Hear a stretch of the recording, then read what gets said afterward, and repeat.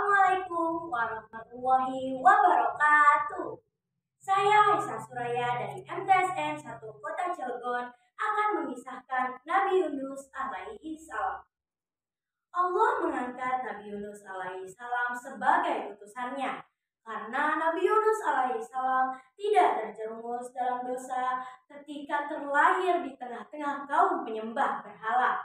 Allah memerintahkan Nabi Yunus alaihi salam untuk berdakwah kepada penduduk kota Ninawa. Kaumnya selalu saja menentang dakwahnya dan hal itu membuat Nabi Yunus sedih dan kecewa. Nabi Yunus alaihi salam berdoa kepada Allah dan memohon petunjuk.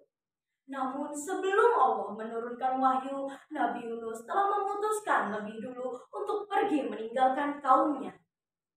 Nabi Yunus alaihi salam pergi ke pantai dan menaiki sebuah kapal yang akan berlayar.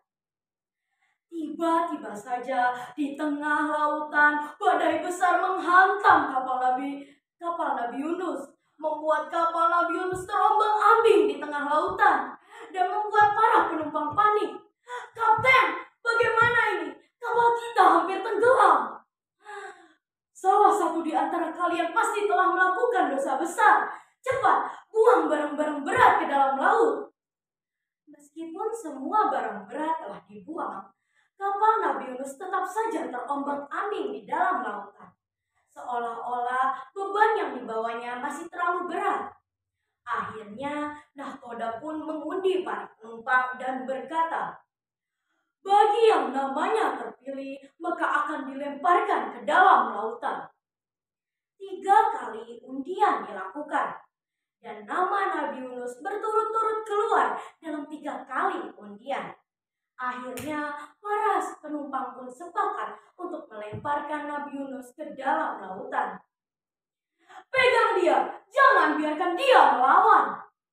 Namun, Nabi Yunus tidak melawan. Nabi Yunus berpikir ini merupakan teguran dari Allah Subhanahu wa Ta'ala karena Nabi Yunus meninggalkan kaumnya sebelum Allah menurunkan wahyu. Nabi Yunus alaihi salam memejamkan matanya, memantapkan hatinya, melompat ke dalam lautan yang bergejolak dan penuh ombak. Piur! Ketika Nabi Yunus membuka matanya, seekor paus besar berada tepat di hadapannya. Paus itu melahap dan menelan Nabi Yunus hingga jauh masuk ke dalam perutnya. Di dalam perut ikan paus, Nabi Yunus mencoba menggerakkan tubuhnya. Alhamdulillah, Nabi Yunus masih hidup.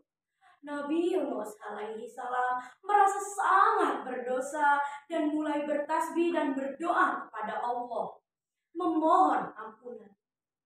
"La ilaha illa anta subhanaka inni kuntu minaz zalimin."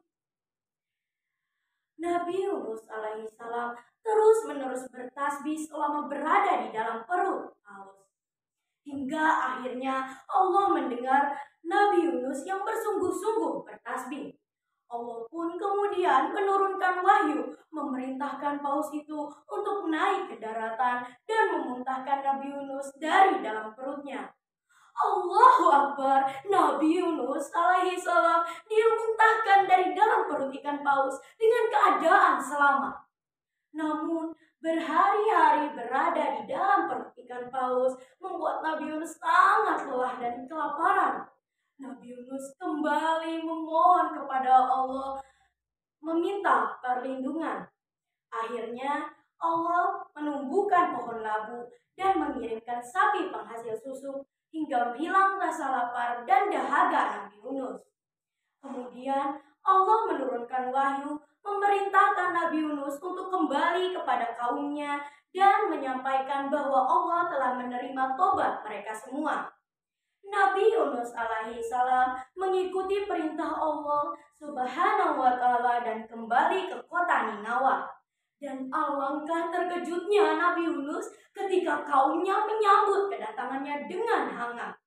Ternyata kaum Nabi Yunus telah beriman kepada Allah semenjak kepergiannya. Masya Allah, kaum Nabi Yunus sujud syukur ketika mendengar kabar bahwa Allah telah menerima tobat mereka. Dan Nabi Yunus melanjutkan dakwahnya hingga berumur 110 tahun. Nah teman-teman, itulah kisah Nabi Yunus alaihissalam yang bersungguh-sungguh dalam bertobat hingga Allah melimpahkan kasih sayang padanya. Maka bila kita melakukan kesalahan, segeralah bertobat karena Allah Maha Pengampun dan Maha Pengasih. Terima kasih. Wassalamualaikum warahmatullahi wabarakatuh.